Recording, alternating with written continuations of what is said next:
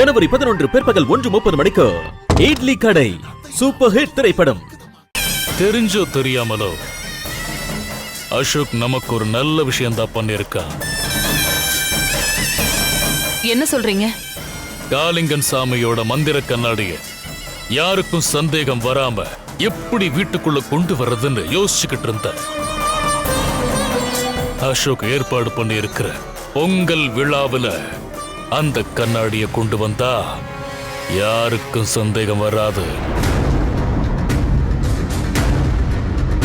கூட்டத்தோட கூட்டமா கனகாவை கண்ணாடி முன்னாடி கொண்டு வந்து நிறுத்திடலாம்.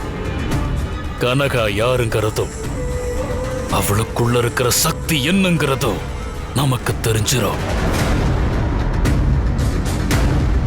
அதுக்கப்புறம் அவளை அழிக்க வேண்டிய வேலை எல்லாத்தையும் அந்த காளிங்கன் சாமி பார்த்து பாரு. காளிங்கன் சாமி பார்த்து பாரு. Super idea. நீங்க சொன்ன மாதிரி அசோக்கே நமக்கு ஒரு வழியை ஏற்பாடு பண்ணி கொடுத்தான். மந்திர கண்ணாடிய வீட்டுக்குள்ள கொண்டு வந்துருவீங்க. ஆனா கனகாவை அவ்வளவு சுலபமா கண்ணாடி முன்னாடி கொண்டு வந்து நிறுத்திட முடியும்னு எனக்கு தோணல. ஏன் முடியாது? அவளை கொண்டு வந்து நிறுத்துறதுக்கும் நான் ஒரு ஐடியா வச்சிருக்கேன்.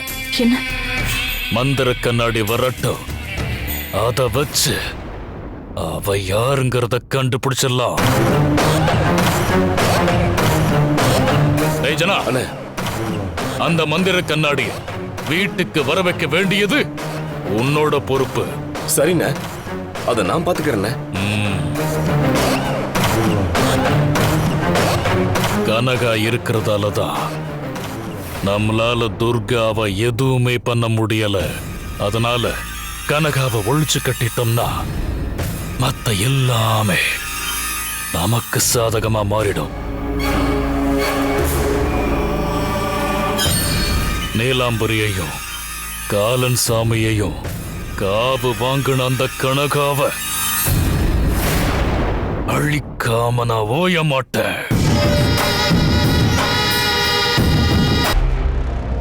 வதந்தி ஜனவரி 14, 15, 16 தேதிகளில் பிற்பகல் 1:30 மணிக்கு நமது கலைஞர் தொலைக்காட்சியில்.